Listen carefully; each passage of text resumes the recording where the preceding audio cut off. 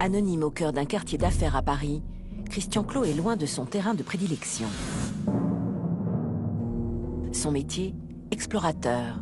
Son quotidien, survivre en territoire hostile.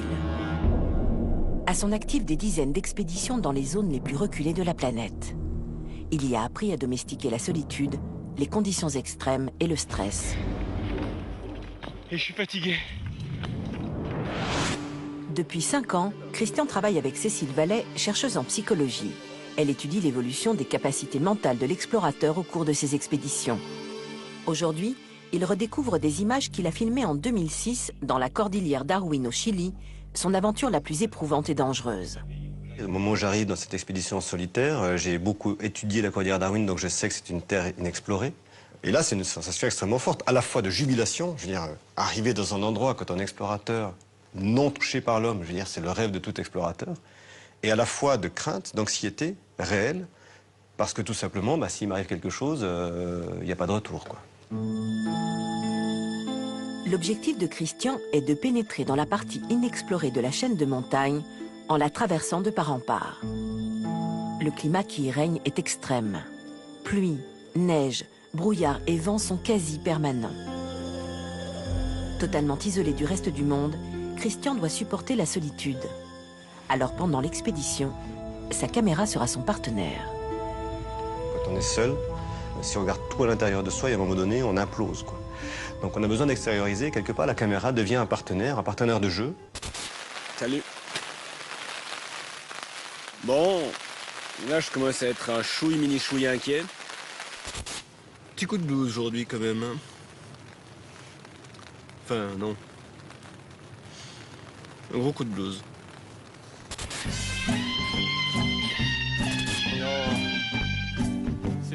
Dans certains cas, la caméra sert aussi d'exutoire à l'explorateur, comme sur cette séquence où sa tente est envahie par des mouches. Je me mets à me donner des baffes, c'est même pas que ce soit des moustiques, ça pique pas, c'est pas la question, mais il y en a partout, regardez, ça vole, ça... Je vais devenir fou, il faut que je parte d'ici. À ce moment précis de son propre aveu, Christian s'amuse avec la caméra. Il dédramatise ainsi la situation et évite que le stress ne prenne le dessus. Mais dans les moments les plus éprouvants, ses capacités mentales sont mises à rude épreuve. Le danger est permanent, la fatigue et la peur deviennent pesantes. On dit toujours l'inconnu fait peur, mais c'est vraiment ça. C'est-à-dire qu'on est dans un inconnu, donc on ne sait jamais ce qui va arriver l'instant d'après. Plus le climat est complexe et changeant, plus le vent peut arriver à tout moment, plus la neige peut arriver à tout moment. On ne peut jamais avoir l'esprit en paix. On ne peut jamais se dire, là c'est bon, je peux me coucher pendant 3 heures, je suis tranquille, tout va bien. Pendant toute l'expédition, la moindre baisse de vigilance peut mettre la vie de l'explorateur en péril. Cécile a donc mis en place un suivi psychologique de Christian à base d'exercices réalisés avant, pendant et après chaque aventure. Parmi ces tests, le plus insolite, réciter l'alphabet dans le désordre. L-O-J-K-S-M-N-O-S-G-L. Dire des lettres le plus au hasard possible, avec un timing très serré, c'est pas simple et on est toujours, on va dire, attiré vers l'ordre alphabétique qu'on a très bien appris.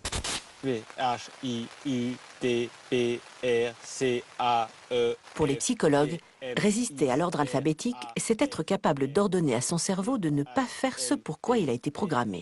Ce test basique illustre donc d'une certaine manière les capacités d'inventivité de Christian.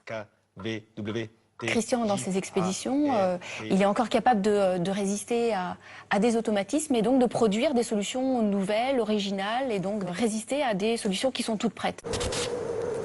Cette faculté est essentielle chez un explorateur confronté en permanence à l'imprévu. Être capable d'inventer en un temps très court une solution pour résoudre un problème inconnu est donc une condition indispensable pour survivre. Mais dans les situations de grande fatigue physique et nerveuse, cette faculté est mise à mal.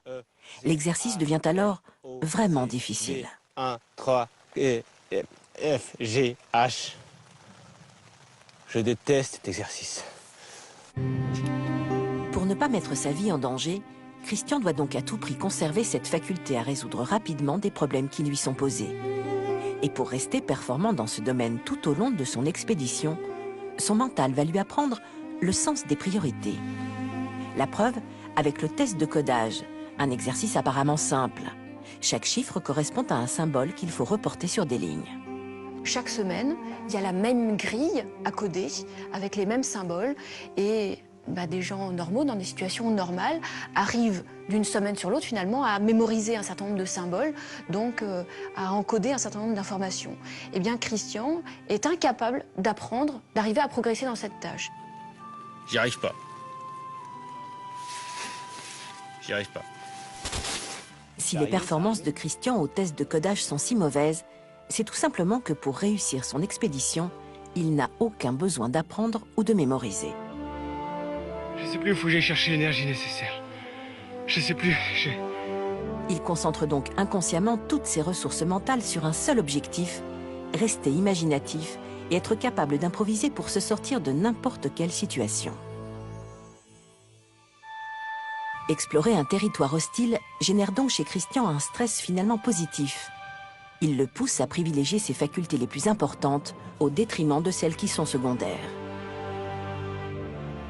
Christian a ainsi pu atteindre son but, être le premier à pénétrer dans la partie inexplorée de la cordillère Darwin et y gravir un sommet. Durant cette traversée que j'ai faite, à un moment donné, je suis monté sur un sommet que j'ai appelé le Mont Maola. Et là, j'avais la chaîne de montagnes qui s'étendait à mes pieds. J'avais les canaux marins, donc la mer en dessous.